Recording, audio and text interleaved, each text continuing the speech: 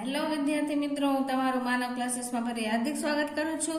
તો આપણે ધોરણ 6 નો ગણિતનો આઈડિયલ સ્વાપોથીનું બીજું ચેપ્ટર જોવાનું છે, જે નવા અભ્યાસક્રમ પ્રમાણે છે. તો ફટાફટ આપણી ચેનલને લાઈક એન્ડ સબસ્ક્રાઇબ કરી દો અને તમારા ફ્રેન્ડને પણ શેર કરો, જેથી એ પણ જોઈ શકે વિડીયો. તો ચલો, બીજા પાઠનું નામ છે રેખાઓ અને ખૂણાઓ, એટલે કે જે આપણે આગળના ધોરણમાં પણ ભણી ગયા હતા, 5મા ધોરણમાં એમાં લગભગ આવેલું છે. તો જો તમને ખબર પડતી હોય તો નકર અહીંયા આપણે ફરીથી આ વિડીયોમાં જોઈ લેશું. પહેલું છે બિંદુ. બિંદુ એટલે શું? તો કે કાગળ પર પેન્સિલની અણીદાર ટોચ વડે કરેલું ટપકું બિંદુનો ખ્યાલ છે. એટલે કે આવી રીતના જે બિંદુ હોય એ, બરાબર. તો જો એની વ્યાખ્યા, બિંદુ શું નક્કી કરે છે? તો કે બિંદુ અવકાશમાં એક ચોક્કસ સ્થાન પર અથવા સ્થિતિ નક્કી કરે છે.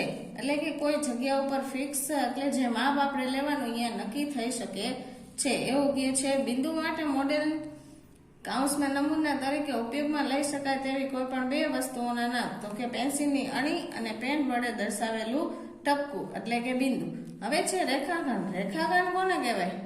તો કે બે બિંદુઓ વચ્ચે જે અંતર કરવામાં આવતું હોય તેને શું કહેવાય? રેખાખંડ કહી શકાય. આવી રીતના ડ્રો થાય, યાદ રાખવાની રેખાખંડમાં.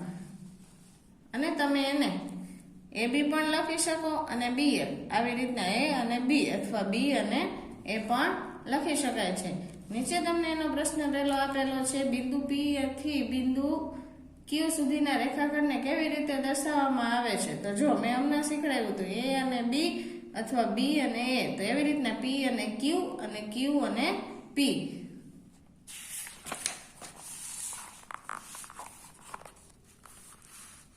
રેખાખંડને કેટલા અત્યંત બિંદુઓ હોય છે? તો કે બે. એ બે વચ્ચે જ સંકળાયેલી રેખા છે. ચલો, આપેલા બે બિંદુઓમાંથી પસાર થતા કેટલા રેખાખંડ દોરી શકાય છે? તો કે આપેલા બે બિંદુઓમાંથી માત્ર એક જ રેખાખંડ દોરી શકાય છે. એક બિંદુમાંથી પસાર થતા કેટલા રેખાખંડ દોરી શકાય છે? તો કે અસંખ્ય છે. એક બિંદુ હોય તો ગમે એટલા આપણે દોરી શકીએ છીએ. ચાલો, નીચે પ્રશ્ન નંબર 5માં જો આકૃતિ આપેલી છે અને આપણે રેખાખંડોના નામ લખવાના છે. તો મેં આ વચલું છે અહીંયાથી લીધેલું છે, ઓ એમ, પછી ઓ પી, ઓ એન, અને એમ અને એન. પછી આમાં એ બી, બી સી અને સી ડી. તો એવી જ રીતે આમાં પણ છે, નીચે તમામ રેખાખંડોના નામ આપો. તો મેં આપેલા છે એ બી, બી સી, સી ડી અને ડી ઈ. એવા બિંદુઓ જે માત્ર એક જ રેખાખંડ પર છે, એવા કયા રેખાખંડો? તો કે એ અને બી એક જ રેખાખંડમાં છે. એવા બિંદુઓ જે બે રેખાખંડો પર છે, તો કે બી, સી અને ડી. હવે છે નીચે પ્રશ્ન નંબર 7માં આપેલી આકૃતિ પરથી નીચેના પ્રશ્નોના જવાબ આપો. તો કે તમામ રેખાખંડોના નામ આપો. તો કે આપણે અહીંથી લેશું એ અને બી, બી આર, પછી આર સી, સી ડી, પછી એને લીધેલું છે પી ક્યુ, ક્યુ આર, આર એસ અને એસ ટી. એટલે જે આ સાથીઓ આપેલો છે એ જ સાથીઓ પ્રમાણે આપણે કામ કરવાનું રહેશે. એવા બિંદુઓ જે માત્ર એક જ રેખાખંડ પર છે, એવા કયા? તો કે એ, પછી આવશે ટી, પછી ડી અને પી. જે લાસ્ટમાં હોય તે આવી શકે. એવા બિંદુઓ જે બરાબર બે રેખા, એટલે બે રેખાખંડમાં સમજો, એ અને બી થાય અને બી અને આર થાય, એટલે એમાં બી આવ્યો, પછી સી એવી રીતના છે, એસ એવી રીતના છે અને ક્યુ પણ એવી રીતના છે. હવે નીચે આપણે રેખા જોવાની. રેખા કેવી રીતના કરે? તો રેખા બંને બાજુ એરાવાળી હોય. એને પણ તમે આડાઅવળા લખી શકો, એ અને બી અને એ બંને, એટલે કે અનંત વિસ્તરેલી હોય. બંને બાજુ શું હોય? વિસ્તરેલી હોય છે. રેખાખંડ વિસ્તરેલી ન હોય.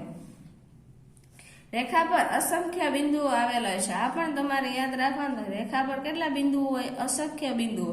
બે બિંદુઓ એક અનન્ય રેખા નક્કી કરે છે. અનન્ય એટલે કે બંને બાજુ વિશ્લેષણ કરેલી હોય છે. એના પ્રશ્નો પણ અહીંયા આપેલા છે. જ્યારે રેખાખંડને તેના અંતિમ બિંદુઓમાંથી આગળ અનંત સુધી લંબાવવામાં આવે ત્યારે શું થાય? તો કે રેખા મળે છે. પછી દોરવાની છે રેખા એબી, જેમાં પર બિંદુઓ પી ક્યુ આર આવેલા હોય છે. તો કે એ અને બી માં વચ્ચે તમારે પી ક્યુ ને આર દર્શાવવાના છે. નીચે પણ એવી રીતના આકૃતિ ડ્રો કરવાની છે.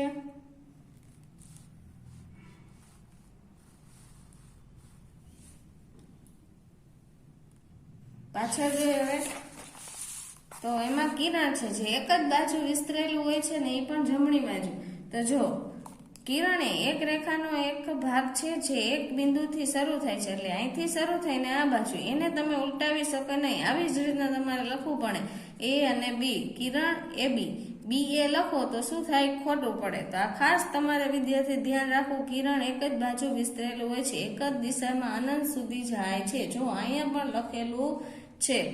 હવે નીચે જોઈએ આપણે કિરણ શું છે, તો કે કિરણ એ રેખાનો એક ભાગ છે જે એક બિંદુથી શરૂ થાય છે અને એક દિશામાં અનંત સુધી જાય છે. શું કિરણને કોઈ પણ દિશામાં લંબાવી શકાય છે, તો કે ના. કેમ, તો કે એક જ દિશામાં અનંત સુધી વિસ્તરે છે. હવે છે આકૃતિમાં, તો નીચેના જવાબ દેવાના છે. બિંદુ ડી થી ઉદ્ભવતા તમામ કિરણોના નામ. ડી થી ઉદ્ભવતા એટલે અહીંથી લેવાનું ને જે કિરણ બનતું હોય, જો આ કિરણ બને ડી બી, પછી ડી એ, ડી જી અને ડી એચ, જે બધા અહીંયા કિરણના નામ છે. પછી બી થી ઉદ્ભવતા, તો બી અહીંયા છે, તો બી એ અને બી ડી. પછી એચ થી ઉદ્ભવતા, તો એચ ડી અને એચ જી. એવી જ રીતના નીચે પણ નામ આપવાના છે તમારે.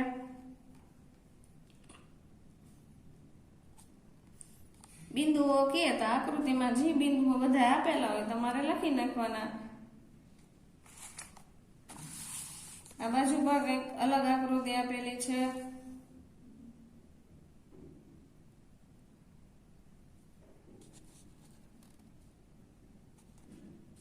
હવે નીચે ખૂણાઓની વાત કરેલી છે. ખૂણાઓ એટલે કે જે આવી રીતના બનતો વસલો, આ જે ખૂણો એને ખૂણાઓ કહેવાય. બંને બાજુને ભુજ કહી શકાય. શું છે, બે કિરણોનું સામાન્ય ઉદ્ભવ બિંદુ. અને ઓ ને તમે જો અહીંયા ઓ આવેલો છે, ખૂણો બન્યો, એને શું કહેવાય, સામાન્ય બિંદુ એટલે કે શિરોબિંદુ. ચલો, ખૂણો આવી રીતના દર્શાવી શકાય છે સંકેતમાં, ખાસ યાદ રાખવું. હવે છે નીચે ખૂણાઓના માપ. તો ખૂણાનું માપ એ પરિભ્રમણ અથવા વળાંકની માત્રા છે જે પ્રથમ કિરણને બીજા કિરણ સુધી લઈ જવા માટે શિરોબિંદુની આસપાસ જરૂરી છે. જો આખી આકૃતિ દોરીને સમજાવેલું છે. કિરણની અંતિમ આ બાજુ છે બંને, પછી આ શિરોબિંદુ, આ પરિભ્રમણનું માપ જે અહીંયા આપેલું છે, પછી કિરણની પ્રારંભિક સ્થિતિ. હવે નીચે આપણે જોઈ, એમાં પણ પ્રશ્નના જવાબ આપવાના છે. માત્ર એક બિંદુનો ઉપયોગ, ત્રણ બિંદુઓનો ઉપયોગ કરીને ખૂણાનું નામ આપો. તો કે સી ખૂણો CAB, અથવા તમે એને એમ પણ લખી શકો BAC. માત્ર એક બિંદુનો ઉપયોગ કરીને ખૂણાનું નામ, એટલે ખૂણો એ, ખૂણાનું શિરોબિંદુ. ખૂણાનું શિરોબિંદુ કયું છે, હમણાં જ આપણે જોયું. અહીંયા શિરોબિંદુઓ કેને કહેવાય, તો કે જ્યાં ખૂણો બનતો હોય એને. તો એમાં એ આવશે. ખૂણાની ભુજાઓ, તો કે એ અને બી અને એ અને સી. ભુજાઓ એટલે શું આવશે, એમાં કિરણ જે ડ્રો થતો હોય ઈ. હવે તમારે પાછળ ચિત્રમાં કોઈ પણ એક ખૂણા બનતા ખૂણાઓનો શિરોબિંદુ દેવાના છે. તો અહીંયા મેં લખેલા જ છે, તમે જોઈ શકો છો. અહીંયા એમ બન્યો છે, પછી અહીંયા ઓ છે, અહીંયા પણ ઓ છે. હવે નીચે તમારે ખૂણો ડ્રો કરવાનો હતો જે મેં દોરી આપ્યું છે. એમાં કિરણ બી એ અને કિરણ BC એટલે ભુજાઓ એ થવી જોઈએ અને ખૂણો બી રચાવવાનો હતો. હવે નીચે તમને પ્રશ્ન નંબર 4માં જે દાખલો કરવાનો, એટલે કે આકૃતિ પ્રમાણે ખૂણાના નામ આપવાના હતા. તો કે આપણે ખૂણાના નામ આપ્યા COA અથવા COB. બે ખૂણા બન્યા હતા, કેમ કે ઓ આગળ બે ખૂણાઓ બને છે, જે આપણે ફક્ત ખૂણો એ પણ લખીએ અથવા સ્પષ્ટ રીતે કહી શકીએ છીએ. ચલો, આ બાજુ પણ એવી રીતના જ છે, જે તમારે દર્શાવેલા ખૂણાના નામ આપવાના છે. તો કે ખૂણો STR, પછી ખૂણો STQ, પછી નીચે TP એટલે કે PTQ, પછી PTR અને PTS. બધા લોકો આવી ગયા એમાં. ચલો, એવી રીતના બાજુમાં તમારે તમારી જાતે કરવાના. પછી ખૂણાની સરખામણી કીધી કરવાની. નીચે સરખામણી એટલે શું, કયો ખૂણો મોટો છે ને કયો ખૂણો નાનો છે એ આપણે નક્કી કરવાનું છે.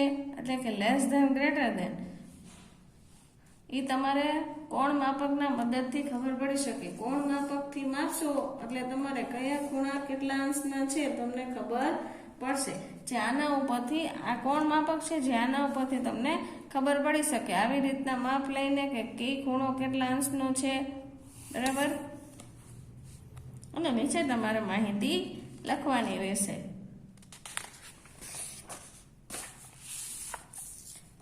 પછી પાછળ નીચે આપેલી આકૃતિ પરથી નક્કી કરો કે કયો ખૂણો મોટો છે. તો જો એમાં પણ એવી રીતના છે, કયો ખૂણો મોટો છે. તમને પેલું નામ આપ્યું છે MON, પછી KON. તો MON જ થાય ઓબ્વિયસલી મોટો. તો અહીંયા લખવાનું ખૂણો MN MON. એવી રીતના બધા માપ કરીને લખવાના છે. બંને સમાન થતા હોય તો બરાબર કરવાનું છે. અહીંયા થાય એવી રીતના જ. હવે નીચે ખૂણાના વિશિષ્ટ પ્રકારો છે, એટલે કે જે આપણે આગળ શીખતા કાટકોણ, લઘુકોણ, ગુણોકોણ અને વિપરીત કોણ, એટલે કે જે 180 થી મોટા ખૂણા હોય છે.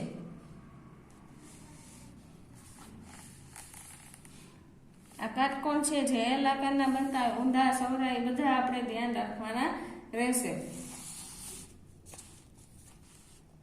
પછી લઘુકોણ એટલે કે જે કાટકોણ કરતા નાનો, એટલે 90 અંશ કરતા કેવો હોય, નાનો હોય છે. ગુરુકોણ 90 અંશ કરતા કેવો હોય, મોટો હોય. પછી લંબ રેખાઓ, લંબ રેખા એટલે કે બે એકબીજાને છેદતી હોય આવી રીતના સીધી રેખાઓ હોય છે. હવે તમને નીચે આ પોઈન્ટ દ્વારા એટલે કે બિંદુઓ દ્વારા ગ્રીપ પોઈન્ટ સાથે રેખા દોરી દ્વારા જોડો. આ કરવાની બધી અલગ અલગ રીતો છે. અલગ અલગ આકાર તમે આમાં પણ બનાવી શકાય છે. અહીંયા બનાવેલો જ છે પ્રશ્ન નંબર 1 માં, અને નીચે એની માહિતી પણ આપેલી છે.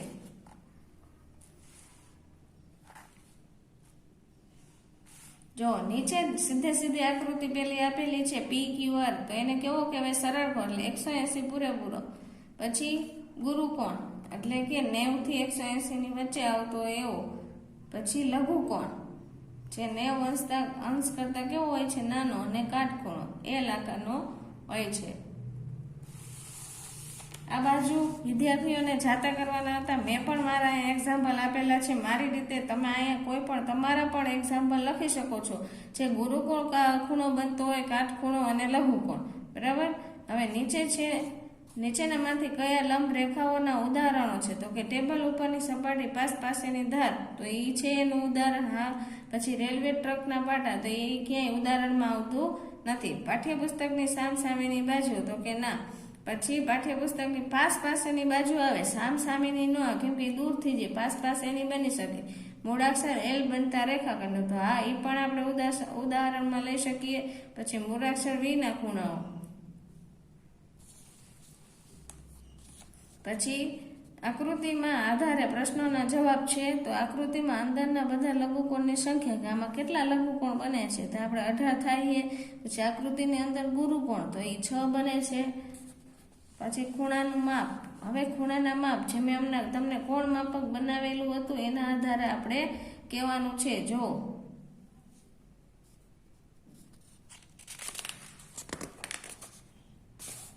આ બધા કોણ માપક દ્વારા તમને માહિતી એની આપેલી છે. કેવી રીતના માપી શકાય, શું કઈ 45 અંશનો ખૂણો દોરવો હોય તો કેમ થાય, 20 અંશનો ખૂણો રચવો હોય તો કેવી રીતના થાય, એ બધું તમારે આના ઉપરથી શીખવાનું છે. સરસ રીતે બધું ડ્રો કરેલું છે, જેથી દરેક બાળકને સમજાઈ શકે એના માટે. ચાલો પાછળ જો તમને ખૂણા પર માપવાના આપેલા છે, તો આપણે કોણ માપક દ્વારા જોઈ. પહેલા 1 2 જોઈ, બાકી તમારે જાતે કરવાના રહેશે. ખૂણો AOB તમે કોણ માપક રાખીને જોઈ શકો છો. વચ્ચોવચ સરખી રીતે રાખવું. તો AOB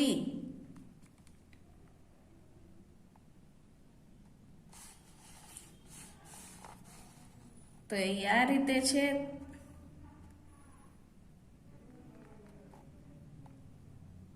તો 25 અંશનો ખૂણો રચાય છે. જો થાય છે કે નથી થતો, અહીંયા આવે છે, જોયો. તો એ 25 અંશનો તમે લખી શકો. એવી રીતના COD નું કરવાનું. બધાના ખૂણા તમારે કરવાના છે. નીચે તમને પાછું એવું જ આપેલું છે, એ પણ ખૂણાનું માપ લઈને તમારે કરવાનું રહેશે. જે રીતે તમને ખૂણો આપેલો એ રીતે તમારે કોણ માપક રાખવાનું રહેશે. અહીંયા ખૂણાના અંશ શોધવાના હતા, એ પણ અહીંયા શોધીને આપેલા છે. તમને અહીંયા લખેલું છે, જો એ પણ વિદ્યાર્થીઓને જાતે કરવાના હતા, પણ છતાં પણ અમે અહીંયા લખીને આપેલા છે. ફરીથી તમારે એકવાર ટ્રાય કરવાની, એટલે આવડી જાય તમને એક્ઝામ માટે પણ. હવે નીચે ખૂણાના અંશને આપણે શોધવાનો હતો, તો જો એના ઉદાહરણમાં કીધું કે નોંધ તરીકે અહીં આપેલ કોણ માપકનો ઉપયોગ કરી અંદરના ખૂણા AOB નું માપ લઈ શકીએ છીએ અને આકૃતિમાં દર્શાવેલ બહારના ખૂણા માપ શોધવા માટે 360 અંશ માંથી બાદ કરી શકીએ. માત્ર સમજૂતી માટે આ 360 અંશનું હોય તો હવે કોણ માપકમાં કેટલો ખૂણો આવ્યો, તો 120 નો આવ્યો. તો તમારે નીચે આપેલા કેટલું આ થાય છે એ ગોતવાનું છે. હવે બાકીનું 240 નું થાય. 360 માંથી 120 તમારે શું કરવાના, બાદ કરી દેવાના. નીચે પણ એવી રીતના મેં એક દાખલો આપણે કરવાનો હતો તે કરીને આપેલો છે.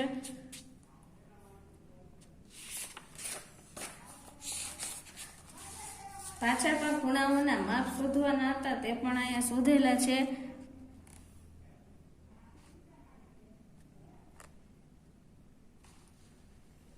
ચાલો અહીંયા નીચે દાખલામાં આકૃત ખૂણાઓના માપ લઈને બધાનો સરવાળો કરવાનો છે અને ત્રિકોણીય ત્રણેય ખૂણાનો સરવાળો 180 થાય છે તે આપણે કહેવાનો છે, થાય છે કે નથી થતો.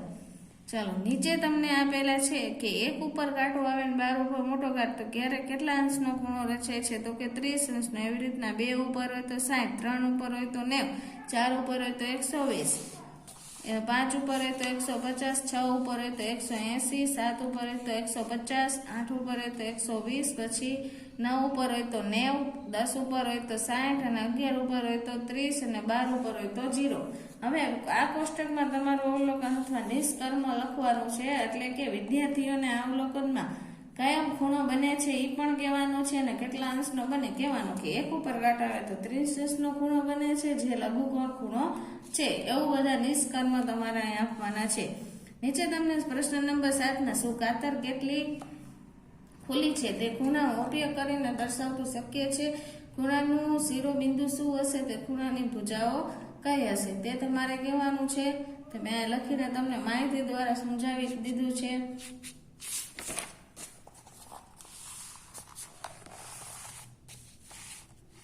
ચલો પછી નીચે અહીંયા દાખલા નંબર 8 માં પણ એવું છે થિયરિકલ, તો કે તીરના લપસણી પરથી નીચે સરકી રહી છે. નોંધ છે, લપસણી જેટલી વધારે સીધી હોય તેટલી ઝડપથી થાય છે. નીચે આકૃતિમાં ખૂણો રેખાઓ ABC લપસણીના સંક્ષિપ્ત સાથેના વિવિધ ખૂણા દર્શાવે છે. તો કયા લપસણીના ખૂણા માટે તીના સૌથી વધુ ઝડપ પ્રાપ્ત કરે છે તે આપણે કહેવાનું છે. પછી ખૂણાઓ દોરવાના છે આપણે. આ બાજુ બધા મેં દોરેલા છે. માપ અંશના આવી રીતના બધા ખૂણા થાય છે. તમારે પણ તમારી બુકમાં દોરવાના આવશે.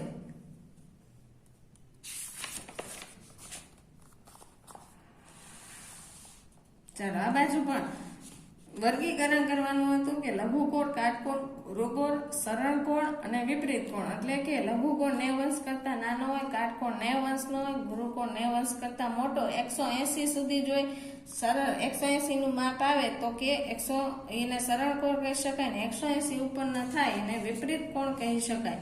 ચાલો આમાં પણ વિદ્યાર્થીએ જે આકૃતિમાં કેટલા અંશના ખૂણા થાય છે તે તમારે દર્શાવવાનું હતું. પછી છે નીચે પણ એવું પાછું એમાં પણ માપ લઈને તમારે કેટલા અંશના ખૂણા થાય છે તે કહેવાનું છે. અને કયા ખૂણા થાય છે, ગુરુકોણ, કાટખૂણો, તો એ આપણે કહેવાનો છે. આ છે લઘુકોણ, કેમ કે 90 અંશ કરતા નાનો છે. પછી 90 અંશથી મોટો એટલે ગુરુકોણ. પછી આ કાટકોણ, કેમ કે ફિક્સ કાટકોણ છે. આ પણ કાટકોણ અને કાટકોણ કરતા નાનો છે એટલે લઘુકોણ. આ વર્ગીકૃત પણ થઈ ગયા. હવે નીચે તમને ખૂણાના માપ લઈને કયો ખૂણો દર્શાવે છે તે કહેવાનું છે.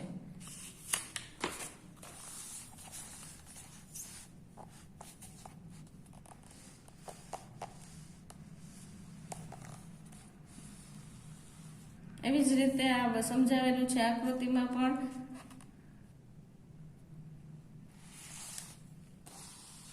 ચલો હવે નીચે વિકલ્પ આવે છે, એમાં પણ એવું જ બધું છે. રેખાખંડને કેટલા બિંદુઓ છે, બે ભિન્ન બિંદુઓથી કેટલી રેખાઓ પસાર થાય. જો આગળ માહિતી તમે વ્યવસ્થિત રીડ કરી લેશો તો તમને એકદમ આવડી જશે.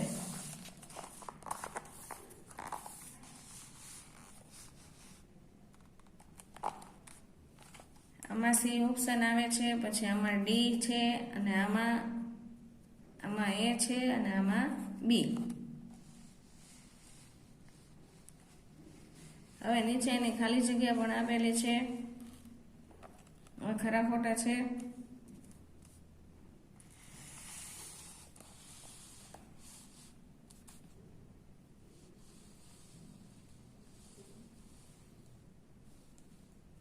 ચાલો આ વિડીયો અહીંયા પૂરો થાય છે.